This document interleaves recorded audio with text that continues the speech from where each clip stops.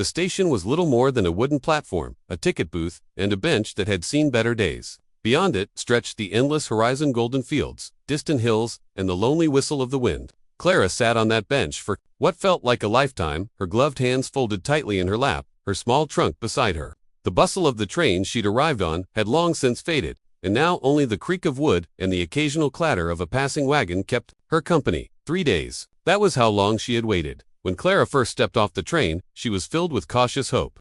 She had worn her best traveling dress, the pink ribbon at her collar tied neatly, her hair carefully arranged despite the long journey. She clutched the letter that promised her a new letter from a man who had written kindly, whose words had painted pictures of a ranch full of possibility and of companionship that Clara, orphaned young and with little family left, so desperately longed for. But the man had never come. On the first day, she told herself there must be some delay. Maybe the ranch was far, maybe the horses had gone lame, or the weather had slowed him. She had sat up straight, eyes fixed on every rider, every wagon, every figure in the distance, convinced that the next one would be him. On the second day, doubt began to gnaw at her. Other travelers had come and gone. The station master had given her sympathetic looks, and she had spent what little money she had left on a piece of bread and weak coffee from the nearby inn. Her hope dimmed, but she clung to it. Because to let go of hope was to admit that she had been forgotten or worse. Deceived by the third day, the cold truth pressed in on her heart. The letter in her hand now felt like a cruel joke. She had smoothed its edges until the paper was soft, as if rubbing it enough would make the words truer, would make him appear. But no one came. She felt humiliated, abandoned in a strange town where people had begun to whisper. They wondered who the woman at the station was, why she waited there day after day, dressed too fine for a place with dust on every surface. Each passing glance reminded her she did not belong. Her body was weary, but worse, her spirit was breaking. She had left everything behind to come here. She had dreamed of a home, of belonging, of a man who wanted her, and now she had nothing. No husband, no home, no family. Just a trunk of worn clothes, a face that betrayed both her youth and her loneliness, and a heart that ached with every tick of the clock inside the station office. Clara's hands trembled. As she pulled her shawl tighter, the evening had begun to fall, painting the fields in long shadows.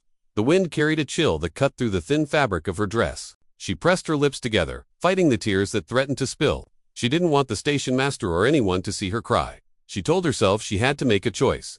She could board the next train back east, though she had no money for a ticket and no one waiting for her there, or she could linger here until hunger and pride forced her into begging for work. A stranger in a town that already looked at her with pity, her dreams of a new beginning were collapsing before her eyes. It was in that heavy silence, when her chest felt so tight she could hardly breathe, that she heard in a small, clear voice, "Are you waiting for someone, ma'am?" Clara blinked, startled, and turned her head. Standing in front of her was a little boy, no more than 6 or 7, with big curious eyes and a pair of dusty boots that seemed too large for his small frame. His cheeks were flushed from the cold, and his hat sat crooked on his head. She opened her mouth to answer, but before she could, the boy tilted his head, studying her carefully. Then, with the kind of blunt honesty only children have, he said, the words that made Clara's heart stop, "Will you marry my daddy instead?" Clara's breath caught. She stared at the boy, uncertain if she had heard correctly. In that instant, the station, the empty horizon, and her 3 days of waiting faded away. All she could see was the child's hopeful face, and all she could feel was the strange, unexpected flicker of life in her heart. Her story was about to change. For a long moment, Clara simply stared at the little boy, convinced her weary mind was playing tricks on her. After 3 days of silence, of her own thoughts echoing in her head, the child's voice had struck like a bell, sharp, clear, impossible to ignore. His words still hung in the cool evening air. "Will you marry my daddy instead?" Clara blinked, her heart stumbling over itself. She searched his face for some sign of mischief, some reason for such a startling question, but the boy's wide, innocent eyes showed nothing but earnestness. He had spoken as naturally as if he were asking for a drink of water. Her lips parted, but no sound came. Finally, she managed a shaky laugh, though it sounded more like a sigh. "My dear," she said softly, "you shouldn't ask a stranger such a thing." The boy frowned, shuffling his boots against the wooden platform. "But you look sad," he said simply, as if that explained everything. "And you've been here a long time. Daddy says good folks shouldn't be left alone." Clara's breath caught. His words, though innocent, touched the deepest bruise in her heart. She was alone, and she had been left. Kneeling so she was eye level with him, Clara studied the boy. His shirt was patched, his trousers worn, but his face glowed with the open honesty of youth. A lock of hair fell across his forehead, and she resisted the strange urge to brush it away. "And who might you be?" she asked gently. "My name's Samuel," he said, squaring his little shoulders proudly. "I live on the ranch yonder, past the creek, with my daddy." He don't smile much, but he's real good. You'd like him." Clara's heart softened. Despite herself, "Samuel," she repeated, tasting the name. "That's a fine name." The boy beamed at her approval. Then, with a tilt of his head, he asked again, this time with even more certainty. "So, will you marry my daddy?" Clara's laugh broke free then, shaky but genuine. "Child, marriage is not so simple as that." But Samuel looked confused, as though he couldn't understand why it should be complicated. "Daddy's lonesome," he explained matter-of-factly. "He needs somebody to help him, and I need a mama. You're pretty. You'd do just fine." The bluntness of his words nearly undid her. Pretty, no man had ever used that word for her with sincerity. To hear it from a child, spoken with such innocence, warmed her cheeks. Before Clara could gather her thoughts, a deep voice called from the far end of the platform, "Samuel, what are you about, boy?" Samuel's face lit up, and he turned toward the voice. Clara followed his gaze and saw a man striding toward them. He was tall, broad-shouldered, his step steady and strong. His hat shaded most of his face, but Clara could see the roughness in his jawline. The sun-browned skin of a man who worked long days outdoors. His shirt bore the dust of the trail, his boots well-worn but sturdy. Everything about him spoke of labor and responsibility. When his eyes found Samuel, they softened briefly. But when they shifted to Clara, a flicker of caution appeared. He slowed his steps, his gaze steady, assessing. "Daddy," Samuel called brightly, "this is the lady I told you about. She's been waiting here all this time, and I asked her to marry you." The man's stride faltered, and Clara felt the heat rise in her cheeks. She stood quickly, smoothing her skirt, wishing she could disappear into the wooden boards beneath her feet. "Samuel." The man's voice was low, carrying both reprimand and embarrassment. "That's not something you say to a stranger." "But she is a stranger," Samuel insisted, "and she needs us. She looks real tired. Can't she come home with us?" Clara pressed a hand to her chest, torn between mortification and something far more dangerous, a sliver of hope. She should explain, tell this man she was fine, that she needed no one. But the truth clung to her like the chill in the air. She did need someone, and she had nowhere else to go. The man Daniel, she would soon learn, removed his hat and rubbed the back of his neck, clearly at a loss. His dark eyes met hers, and for the briefest instant, Clara saw what Samuel had meant. A loneliness mirrored in his gaze, a loneliness that matched her own. "Ma'am," he said finally, his voice steady but kind. "I'm sorry for whatever trouble my boys caused you. He speaks his mind more than he should." Clara shook her head quickly. "No, please, he's only being honest." She forced a small smile for Samuel's sake. "And very kind." Samuel grinned proudly at her words, though his father looked unconvinced. For a long, awkward moment, the three of them stood there, the abandoned bride, the widowed rancher, and the hopeful child who had spoken aloud the longing none of them dared admit. Something had shifted. Clara could feel it, as surely as the chill in the wind. Her days of waiting at the station had ended. But where this unexpected path would lead, she did not yet know. The silence that followed Samuel's bold declaration hung heavy in the cool evening air. Clara felt the warmth of his little hand brush against her skirt as he clung to her side. Beaming with a confidence she didn't share, she dared a glance at the man standing before her, Samuel's father, and found his eyes steady on hers. Dark and searching, like he was trying to read the truth she carried but hadn't spoken aloud. He cleared his throat, shifting his hat in his hands. "My name's Daniel Harper," he said, his voice even but deep, the kind of voice that came from a man who rarely wasted words. "I reckon my boy's gone and put you in a peculiar spot. I apologize for that." Clara shook her head quickly, pressing her hands together. "No need, he's only being thoughtful." Her gaze flicked down to Samuel, who was staring up at his father with the innocent pride of a child, who believed he'd just solved the world's biggest problem. Daniel gave his son a look stern, yet softened by affection, before turning back to Clara. "Still," he said, "I ought to set things right. I don't know your story, miss, but you've been at this station for days. The folks in town are talking. It's not fitting for a lady to wait out here alone." Clara's cheeks flushed at his bluntness, but the truth of it stung more than his words. She had been seen, pitied, perhaps even gossiped about. And yet, until now, no one had stopped to ask her if she was all right. Her voice faltered, but she forced herself to meet his eyes. "I was supposed to be met, but the man who sent for me never came." Daniel's jaw tightened. He glanced away for a moment, toward the far stretch of the platform where the horizon glowed faintly gold with the last of the sun. When he looked back, there was something in his gaze that felt like understanding. "I see," he said simply. Samuel tugged on his father's hand, impatient with all this quiet talk. "Daddy, she can come with us, can't she? She don't have nowhere to go." Daniel gave his son a look sharp enough to silence him, but the boy's words couldn't be taken back. Clara swallowed hard, the suggestion lodging itself in her heart. Go with them. The thought was reckless, almost scandalous. And yet, was it any more foolish than waiting here another night, alone, with no promise anyone would come for her? Daniel studied her for a long moment. His eyes were not unkind, but neither were they careless. "Ma'am," he said slowly, "I don't make it a habit to bring strangers into my home. But I also can't, in good conscience, leave you sitting here another night." He hesitated, then added, "The ranch has a spare room. You'd be welcome to rest there until you figure your next step." Clara's throat tightened. The offer was practical, even cautious, but to her, it felt like the first lifeline she'd been thrown in days. Her voice quivered when she spoke. That is very kind of you, Mr. Harper." "Daniel," he corrected gently. "Just Daniel." She nodded, though her hands trembled as she gathered her small leather suitcase. It was nearly weightless, for she owned so little, yet lifting it reminded her of all she had lost. Samuel hopped with excitement. "You'll see, Miss Wheaton. We've got chickens, and a big barn, and a porch swing. And Daddy makes the best cornbread when he remembers not to burn it." Clara laughed softly, the first real laugh she'd allowed herself in days. The sound startled her, but it warmed her chest. Perhaps it even startled Daniel, for she thought she saw the corner of his mouth twitch, almost a smile. The three of them walked together down the length of the station platform. The lamps were being lit, their warm glow spilling across the weathered boards. A horse-drawn wagon waited nearby, harness creaking as the team shifted. Daniel loaded her suitcase into the back with practiced ease, then extended his hand to help her climb aboard. For a heartbeat, Clara hesitated, her gloved hand hovering above his. This was the moment, the step that would carry her away from the past she had been waiting for and into a future she could not yet imagine. Her fingers slid into his, and his grip was steady, warm, grounding. She settled onto the bench beside Samuel, who leaned against her as though she had belonged there all along. As the wagon jolted forward, Clara looked back once at the empty station, the place of her waiting, of her disappointment, of her sorrow. And then, slowly, she turned her face toward the darkening road ahead, where lantern light and the sound of Samuel's chatter filled the silence she had carried for too long. For the first time in days, she did not feel abandoned. She felt carried.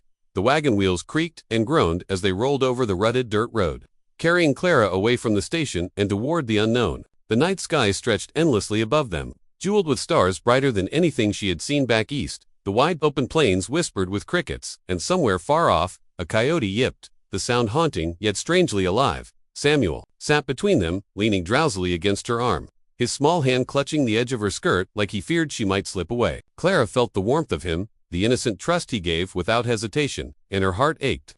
"He doesn't even know me," she thought, blinking back tears, "and yet he holds me as if I belong." Daniel kept his eyes on the road, reins loosened, his calloused hands. He didn't speak much, but his silence wasn't cold. Instead, it carried a certain steadiness, as if he were giving her space to gather herself. Every so often, she caught him glancing her way, as though making sure she was truly there, not a shadow about to vanish into the night. By the time they reached the ranch, the moon had climbed high. Clara's breath caught as she saw the outline of the homestead, a modest clapboard house with a wide porch, lantern light glowing warmly in the windows. Beside it stood a large barn and a corral where horses shifted restlessly in the dark. The place looked worn but alive, the kind of home shaped by hard work and simple devotion. Daniel pulled the wagon to a halt and set the brake. "We're here," he said quietly. Samuel perked up, his earlier sleepiness forgotten. "Come on, miss, you'll love it." He hopped down before either adult could stop him, his boots thudding against the packed earth. Clara hesitated, clutching her small suitcase. Her heart raced with the strangeness of it all. She had imagined a new home,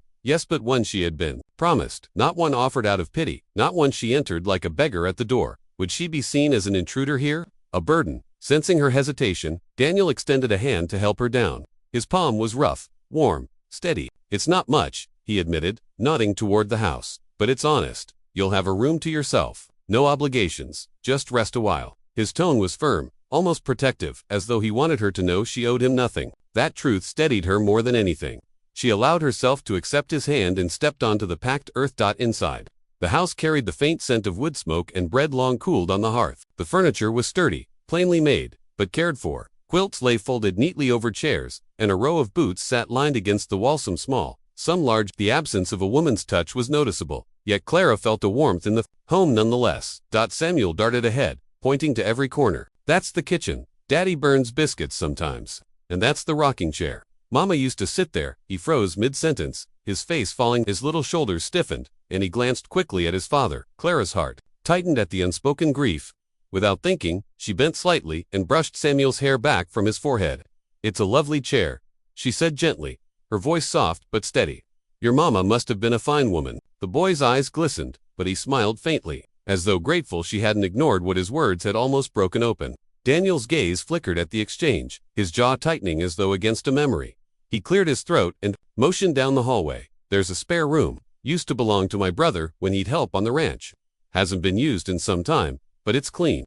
You'll find quilts on the bed. Tomorrow, we'll see about getting you anything else you might need. Clara nodded, clutching her suitcase tightly. The offer was more kindness than she had expected from a man who owed her nothing. Thank you, she whispered. Later, when she lay on the narrow bed, quilt tucked around her shoulders, the silence of the prairie filled her ears. Yet it was not the cold silence of the train station. This was a silence alive with possibility, the rustle of wind in the trees, the faint nickering of horses, the sound of a child's soft breathing just down the hall. She should have felt like an outsider, but instead, she felt sheltered, not yet at home, but no longer adrift, and as she closed her eyes, she wondered if perhaps Samuel's innocent plea at the station, "Will you marry my daddy?" was not so far-fetched. After all, the first light of dawn crept over the prairie, spilling gold across the horizon.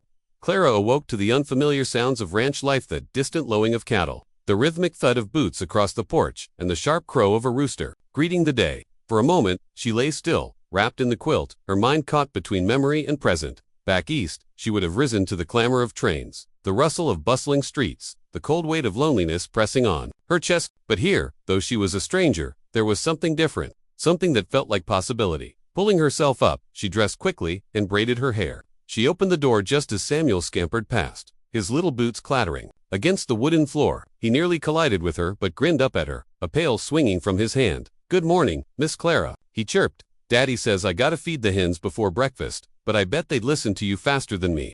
Clara laughed softly. "Oh, I doubt that. Hens can be stubborn creatures." Still, she followed him outside, enjoying the crisp morning air that smelled of grass and wood smoke. Daniel was already in the yard, stacking split logs by the side of the house. He glanced up briefly, then nodded in greeting. "Morning," he said simply, before returning to his work. Clara sensed his restraint. He wasn't unkind, but he kept a certain wall around him. A man used to solitude, she thought, and perhaps wary of letting anyone breach it. She couldn't blame him. In the kitchen, Clara found the flour tin, the butter crock, and a jug of milk, all neatly arranged on a shelf. She rolled up her sleeves and began mixing dough, letting her hands work in the familiar rhythm. Soon the scent of warm biscuits filled the air, mingling with the faint tang of brewing coffee. When Daniel and Samuel came in, their surprise was plain. Samuel clapped his hands in delight. "Biscuits that don't smell like smoke," he exclaimed. Daniel's mouth quirked in something close to a smile. "He's right. You've already done more than I manage most mornings." Clara felt a warmth rise in her cheeks. "It was the least I could do, after you've given me a roof." The three of them ate together at the small kitchen table. Samuel chattered about the ranch animals, about a stubborn mule named Jasper, and a cat who liked to steal cream. Clara listened intently, laughing at his animated expressions, while Daniel remained quieter, though not distant. Every so often, his eyes rested on her, as though studying the way she fit into the picture, like someone testing whether a piece truly belonged to the puzzle. As the days slipped into a gentle rhythm, Clara found herself naturally falling into the life of the ranch. She mended torn shirts, swept out the kitchen, and tended to the garden patch that had grown wild in neglect. Samuel became her eager helper, trotting alongside her with his endless questions. "Do you miss your home? Can you ride a horse? Will you stay long?" Clara would smile and answer as best she could, though the last question always caught in her throat. One afternoon, Daniel returned from the fields to find her kneeling in the dirt of the garden, sleeves rolled and hands deep in the soil. Samuel knelt beside her, proudly holding up a crooked carrot they had pulled together. "She says we can fix the garden," the boy declared. "We're gonna have beans and squash and corn, just like Mama used to." Daniel's gaze softened, though his voice carried a hint of caution. "That's a lot of work." Clara brushed soil from her hands and stood, meeting his eyes calmly. "Work I'm glad to do. If I'm to stay a while, I'd like to contribute. I don't want to be a burden." His eyes searched hers, and for a moment the silence between them felt heavy with unspoken things. Finally, he nodded. "You're no burden, Clara." The words settled over her like a bomb, and for the first time since stepping off that train, she felt her heart ease. That evening, Samuel curled against her side on the porch swing, chattering about the stars as they blinked awake in the vast sky. Daniel sat nearby, quiet, his presence steady. Clara gazed out across the ranch, the scent of earth and evening air filling her senses, and realized something had shifted. She was no longer merely waiting, she was becoming part of something woven into the rhythm of daily life, stitched into the small joys of a boy's laughter, the quiet respect of a man, the promise of growing things in a tended garden. For the first time in years, Clara felt like she belonged. Life at the ranch had begun to take on a steady rhythm, but beneath the surface, Clara sensed currents of unease. For all the comfort she found in the little household, There was still the question of what others might think and, as she soon discovered, the world beyond Daniel's ranch was not so quick to accept her presence. It started the first time Daniel took her and Samuel into town for supplies. Clara smoothed her borrowed dress, nervous about stepping into the general store. The bell above the door jingled as they entered, and heads turned to many eyes lingering far too long. "Morning, Daniel," said Mr. Harlan, the storekeeper. His tone polite but edged with curiosity. His gaze flickered to Clara, then to Samuel, clinging happily to her hand. And who might this be? Daniel's jaw tightened. "This is Clara. She's staying on the ranch for a spell." The words were simple, but Clara felt the weight of them. The deliberate lack of further explanation. It was enough to spark whispers. As she moved through the aisles, gathering flour, sugar, and coffee, she felt the stares. Two women near the fabric bolts leaned together, whispering behind gloved hands. "Mail order bride, isn't she?" one murmured, not quietly enough. But her groom never showed. "And now she's staying with Daniel Carter," the other replied, shaking her head. "Without a ring, without a promise. Folks will talk." Clara's cheeks burned. She kept her chin lifted, but her heart beat like a hammer. Samuel noticed her silence and tugged her sleeve, whispering, "Don't mind them, Miss Clara, they just don't know you yet." It was meant to comfort, but the words pierced her deeper. On the wagon ride home, Daniel was quiet, his eyes fixed on the road. Clara finally spoke, her voice soft but steady. "They think ill of me, of us. I never meant to bring shame to your name." He glanced at her, his expression unreadable in the slanting light. "You've done nothing wrong. People in town like to wag their tongues, that's all." But his words did not erase the flicker of worry she had seen in his eyes. The whispers didn't stop at town. A week later, a neighbor rode up to deliver a message about fencing supplies. He greeted Daniel warmly enough, but his eyes lingered on Clara with a look that made her stomach twist, part suspicion, part judgment. When he left, Daniel noticed her troubled face. "You don't owe anyone an explanation," he said firmly, but his tone carried an edge of frustration, as if he himself was wrestling with the truth of it. That night, Clara lay awake in her small room, staring at the ceiling beams. For the first time since finding refuge here, doubt pressed heavily on her. Was she truly welcome, or merely tolerated? She thought of Samuel, his small hand in hers, his laughter spilling like sunshine. He had begun to treat her as though she'd always been there, asking her to tuck him into bed, to listen to his stories, to kiss the top of his head goodnight. The boy's love felt so natural, so right. But love from a child was simple, innocent. Love or acceptance from a man like Daniel was another matter. In the days that followed, Clara tried to keep busy, pouring herself into chores, meals, and the garden. Yet the tension lingered. She caught Daniel watching her sometimes, his eyes shadowed with something unspoken. She feared that he, too, questioned her place, that the voices of the town had wormed their way into his mind. One evening, as the three of them sat by the fire, Samuel dozed against Clara's side, his lashes fluttering in sleep. The crackle of the flames filled the silence until Clara finally dared to speak. "Daniel, if my being here causes trouble for you, say so. I'll not be the reason folks cast stones your way." His gaze snapped to hers, sharp and steady. For a long moment, he said nothing, then finally leaned forward, resting his forearms on his knees. "Clara, I didn't ask for this. You didn't either. But Samuel, he's happier than I've seen him in years. You've brought light into this house. I'd be a fool to let gossip drive you away." Her breath caught at the sincerity in his voice. The words were not yet a promise, but they steadied her. Still, as she carried Samuel to bed and pulled the quilt over him, Clara knew the tension had not vanished.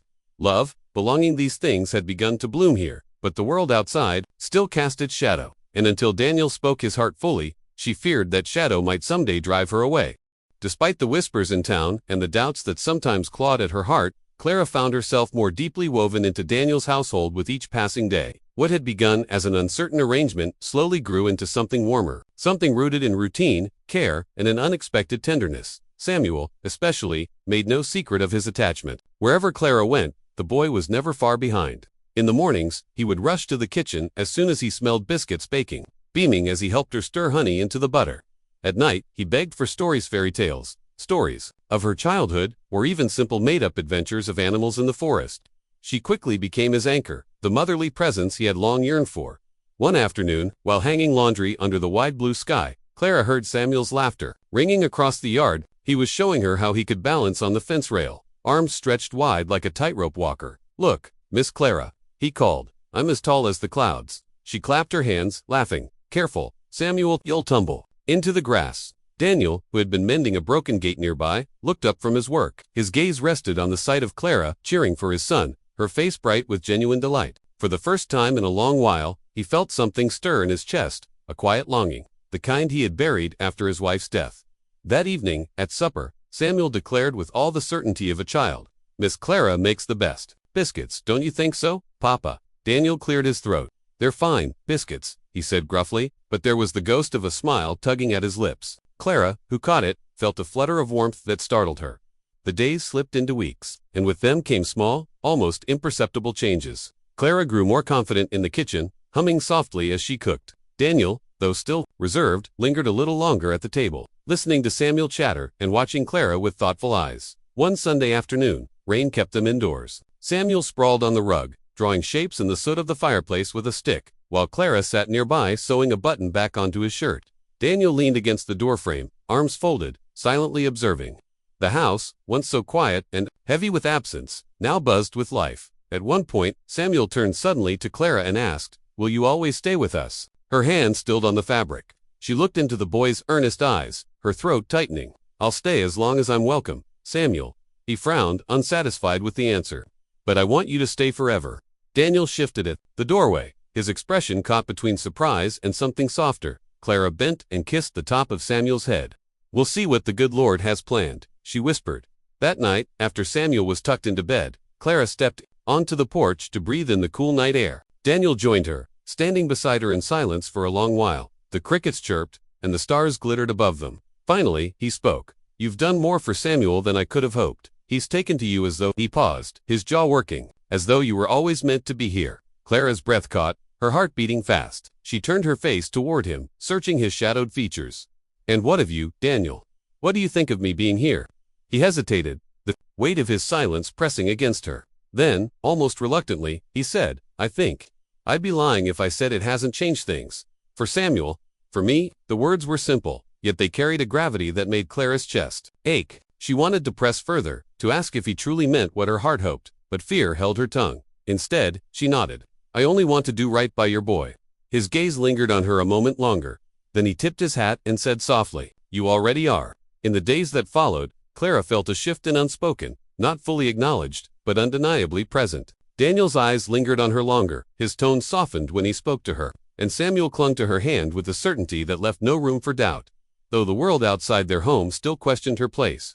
Within the walls of the ranch, Clara began to feel something stronger than belonging. She began to feel loved if, not yet in words, then in every action, every look, and every laugh shared between the three of them, and for the first time since she had been left standing alone at the train station. Clara dared to hope she had found not just shelter, but a family. The weeks of quiet companionship and unspoken feelings had carried Clara and Daniel to a crossroads neither of them had expected. Life on the ranch had settled into a rhythm, and though they still lived as two separate souls under one roof, there was a closeness that could not be denied. It was a warm evening in late spring, the air heavy with the scent of lilacs blooming near the porch. Samuel had gone to bed early after an adventurous day of helping his father mend a broken fence. Clara, alone in the kitchen, tidied away the supper dishes, humming under her breath. She moved with ease, now in the house, as though it had always been hers. Daniel entered quietly, his boots sounding against the wooden floor. He paused, watching her for a moment, his brow furrowed as if he were wrestling with a decision. She glanced up and smiled, the soft light from the lantern making her eyes glow. "You've been working hard again today," she said gently. "You'll wear yourself thin if you're not careful." He gave a small grunt of acknowledgement, then pulled out a chair at the table. "Clara, there's something I've been needing to say, and I reckon I've been putting it off too long." Her hand stilled over the dishcloth. Something in his voice, steady but taut, made her pulse quicken.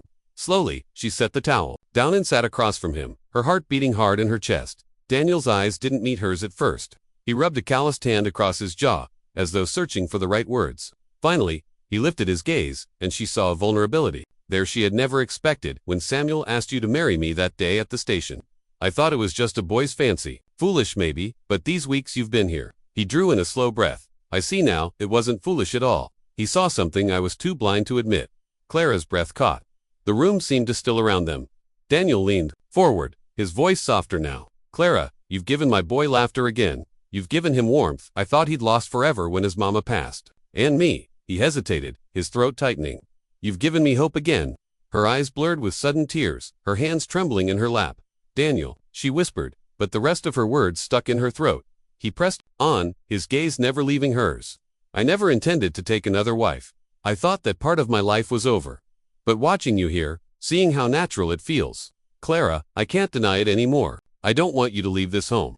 I don't want Samuel to lose you, and I don't want to lose you either. He reached across the table, his hand rough and strong, yet hesitant as it brushed against hers. I'm not asking out of duty. I'm asking because I've come to care for you. More than I thought possible. Clara, will you marry me? The words hung in the air, heavy with meaning. Clara's heart swelled and ached all at once. She thought back to the lonely train station, the days of despair, the crushing fear of being unwanted and discarded. And now this man, with his steady eyes and steady heart, was offering her not only a home but his love. Tears spilled freely down her cheeks, but her smile shone through. Yes, Daniel, she said, her voice trembling. Yes, I will marry you. For the first time, the stern rancher's expression softened into a full smile, one that reached his eyes. Relief and joy mingled in his features. He rose from his chair and gently pulled her into his arms. She melted against him, her tears dampening his shirt. While his embrace spoke the promises his words could not dot in that moment. Clara knew that the weight, the heartbreak, and the pain had all led her here to this kitchen, this man, this family. The proposal was not born of arrangement or necessity, but of love, tender and true. From the hallway, a small voice suddenly piped up. Does this mean Miss Clara is going to be my mama now? Clara and Daniel broke apart, startled, and turned to see Samuel peeking around the corner, his eyes wide with hope. Daniel chuckled softly and ruffled his son's hair. Yes, son. That's exactly what it means. Samuel let out a cheer and rushed to hug Clara's legs tightly. She bent down, wrapping him close, her heart overflowing. And there in the warmth of the little kitchen, the three of them stood together, no longer broken, no longer waiting. A family, at last. The days following Daniel's proposal passed like a dream Clara was almost afraid to wake from. She moved through her chores with a lightness she hadn't felt in years, her heart fluttering each time she caught Daniel's steady gaze, or Samuel's delighted grin, yet beneath her joy lay a quiet hum of fear, a whisper asking if she truly deserved this happiness, or if it would slip away like everything else she had once hoped for. One afternoon, Clara wandered into the meadow that stretched behind the ranch. Wildflowers swayed in the soft breeze, their colors painting the land with strokes of golden purple. She sank onto a fallen log, clutching a folded handkerchief in her hands. Her thoughts drifted backward, retracing the long, painful road that had led her here. She remembered standing at that lonely station, her suitcase at her feet, hope slowly draining from her heart with each hour that passed. The letter she had carried, promising a husband, a home, a future, had turned out to be nothing more than a cruel trick or broken promise. She had felt discarded, as though her worth had been measured and found wanting.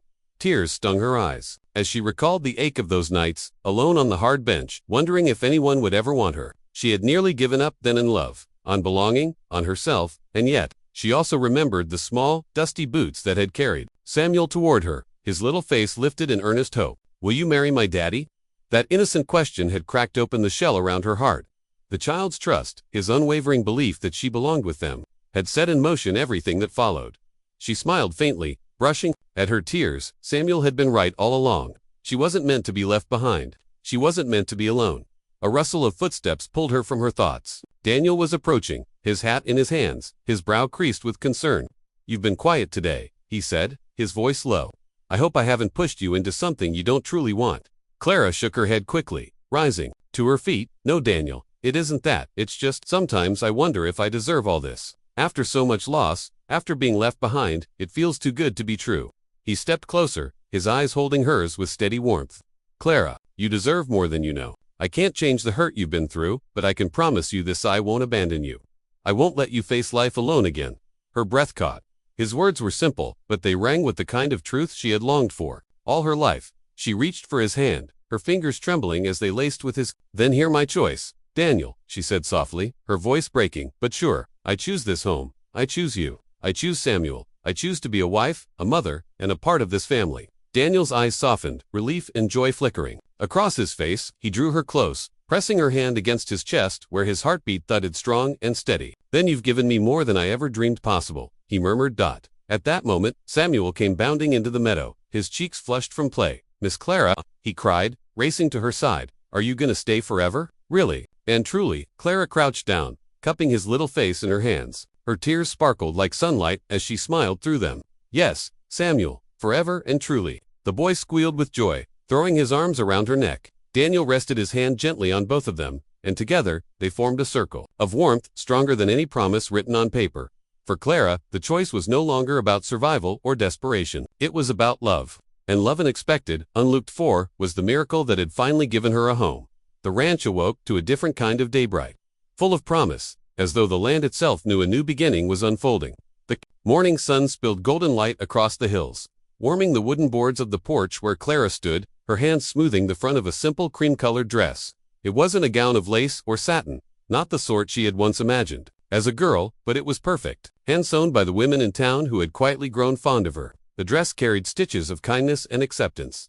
She had spent years longing for belonging, waiting for someone to choose her. Now, standing on Daniel's porch with Samuel tugging at her hand, she realized she hadn't simply been chosen, she had chosen them too. The townsfolk had gathered in the small clearing near the ranch house, chairs set in neat rows, wildflowers tied in mason jars along the aisle. A preacher from town stood at the front, Bible in hand, his face beaming with warmth. Clara had worried no one would care to come, that whispers of her past would shadow this day. But as she stepped forward, the smiles of neighbors told a different story. They had seen her quiet strength, her kindness, her willingness to give of herself. They had seen the way Samuel's laughter returned when she came, and how Daniel's shoulders had straightened as if a burden had finally been lifted. Daniel stood waiting at the front, tall and steady, his dark suit freshly brushed, though still bearing the faint scent of horses and leather. He looked nervous, his hat twisting in his hands, until his eyes found hers. Then everything in him softened, and Clara felt her breath catch. She had never been looked at that way before, not as a burden, not as a responsibility, but as something treasured. Samuel, dressed in his best boots and a clean shirt, proudly walked her down the short aisle, his little chest puffed with importance. When they reached Daniel, he placed Clara's hand into his father's with solemn care. "She's yours now, Papa," he said, his voice carrying a mixture of innocence and pride. The crowd chuckled, a tender sound that broke the tension and filled the air with joy. The preacher began the ceremony, his words steady and clear. "Marriage," he said, "is not built on grand promises written in ink, but on daily acts of love, trust, and kindness. Today, we do not witness the joining of strangers, but the creation of a family chosen by the heart." Clara's eyes brimmed with tears as she listened. Each word seemed spoken directly for her, as if to wash away the pain of all the years she had felt unwanted. When it came time for vows, she drew a trembling breath and spoke from the deepest part of herself. "Daniel," she whispered, her voice breaking, "I once stood alone at a station with nothing but a suitcase and a hope I thought had died. But God sent me your son, and through him, he brought me to you. Today, I promise to be your partner, your helper, and your wife. I promise to be Samuel's mother in every way that matters. I promise to love you both, not just when life is easy, but especially when it is hard." Daniel's eyes glistened as he took her hands. His voice was low, steady, carrying the weight of a man who kept his word. "Clara, I never asked for this gift, but it was given to me all the same. I promise to cherish you, to protect you, to laugh with you, and to walk beside you all my days. You've brought light back into this home, and I will spend the rest of my life proving worthy of you." When the preacher pronounced them husband and wife, Daniel bent to kiss her gently, reverently, as though sealing something sacred. The crowd erupted in applause, but none louder than Samuel, who jumped up and down shouting, "She's my mama now, she's my mama." Clara gathered him into her arms, holding him close as he wrapped his little arms around her neck. Daniel placed his hand over both of them, and together they stood in a circle of love, husband, wife, child, no longer three lost souls, but one family. That evening, as the sun dipped low and the sky blushed with pink, they sat on the porch. Together, Samuel nestled between them, already half asleep. Clara leaned her head against Daniel's shoulder, peace filling her heart. For the first time in her life, she felt at home, not because of walls or a roof, but because of love. Kind of love that finds you when you least expect it. The kind that waits at a lonely station and arrives in the form of a little boy in dusty boots. Her story had begun with abandonment, but it ended here with belonging, with family, with a forever she had thought impossible. And as the stars began to prick the sky, Clara whispered a prayer of gratitude. She was no longer waiting. She was no longer alone. She was home.